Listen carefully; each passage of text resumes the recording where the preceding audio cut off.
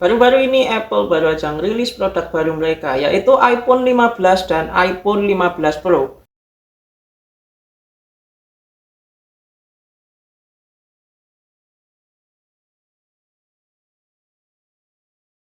Namun sadarkah kalian kenapa produk dari Apple selalu mahal dan sering dikaitkan bahwa produk dari Apple kayak iPhone, iWatch, dan lain-lain itu hanya dipakai orang kaya?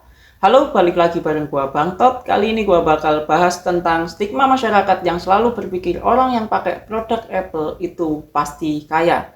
Kalian pasti sering dengar bahwa orang yang pakai iPhone adalah orang kaya. Seenggaknya ini yang sering gua dengar di kalangan masyarakat Indonesia. Padahal gimana bisa suatu produk menggambarkan status sosial manusia? Sebelum masuk ke pembahasannya, mari kita bahas dulu apa itu status sosial. Status sosial adalah posisi atau kedudukan seseorang dalam hierarki sosial atau struktur masyarakat yang mencerminkan tingkat gengsi, penghormatan, dan pengakuan yang mereka terima dari masyarakat. Nah, inilah yang menyebabkan seseorang terkadang membeli produk Apple, ingin status sosialnya. Status sosial yang mungkin ingin diakui atau dihormati oleh masyarakat atau mungkin circle mereka. Ada sebuah riset yang dilakukan oleh University of Chicago. Status seseorang di US bisa dilihat ketika orang itu memakai produk Apple. Karena jika seseorang memakai produk Apple, bisa jadi status orang itu masuk kategori ekonomi tinggi. Dan prediksi ini mencapai 69%. Bisa dibayangin lebih dari 50%, guys. Lalu, kenapa hal ini terjadi? Tentu karena harga produk dari Apple seperti iPhone, iWatch, iPad, dan lain-lain itu cukup mahal, guys.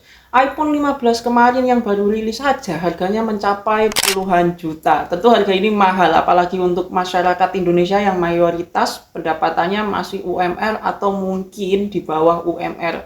Seperti yang kita tahu, UMR Indonesia sangat rendah. Brand Apple juga dikenal mengincar pasar orang-orang dengan status ekonomi tinggi atau kaya. Loh, bukankah brand lain juga mempunyai produk dengan pasar orang kaya? Meskipun brand lain juga mempunyai produk dengan pasar orang kaya, misalkan Samsung dengan Samsung Fold dan Samsung Flip-nya, tetapi brand ini juga mempunyai pasar untuk orang kalangan menengah ke bawah juga, seperti Samsung A03 misalnya. Hal inilah yang membedakan brand-brand ini dengan brand Apple, karena Apple hanya secara spesifik mengincar pasar orang kaya sehingga menjadikan produk ini produk premium.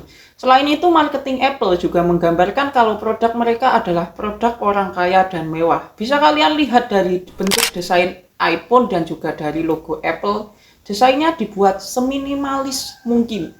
Lalu apakah produk iPhone memang cocok dijual dengan harga mahal atau harga mahal itu hanya karena gorengan marketing Apple semata?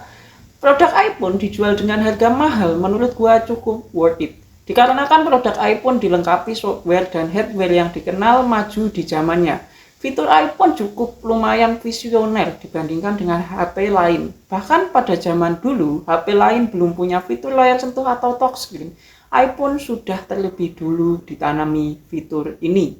Namun kalau harus bilang orang yang memakai iPhone itu adalah orang kaya, gua cukup kurang setuju atau keberatan, guys.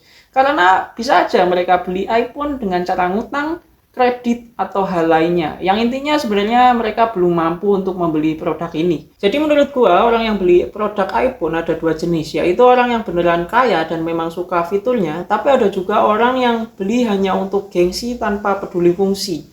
Dari sini pun akhirnya beredar tren baru di masyarakat, yaitu jasa sewa iPhone dan jasa screenshot iPhone.